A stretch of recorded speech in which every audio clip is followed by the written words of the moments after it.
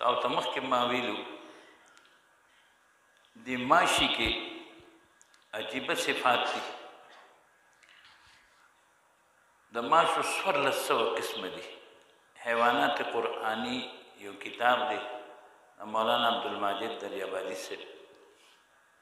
هغې کې لیکي چې د ماشو 1400 قسمونه دي او دا انسان چې عموما خوري نو دا مؤنث ماشي وي او بیا موږ د رکوټي ماشي ته وګورو نو د هاتي نه الله پاک په ده کې اندامونه ډېر پیدا کړي دي د هاتي 4 خپې دي د ماشي 6 دي او د هاتي وزرې نشته یعنې څونه نقصان به یې رسو او د ماشي وزرې شته د ده په دې وړه خوله کې الله پاک د سپری او تیلې پیدا کړې ده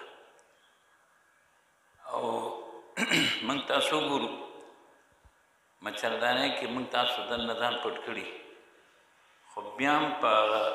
ټوله تیاره کې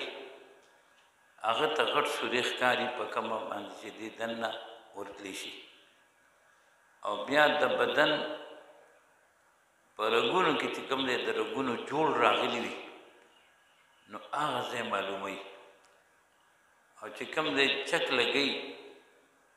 نو اول پې د هغه خولې نه سپری وکړي څنګه ډاکټر انجکشن لګوي او هغه ځای ځان ته لوند کړي په سپیروټو باندې چې پوس شي نو دارنګې دې مغزې ځان ته اول لوند کړي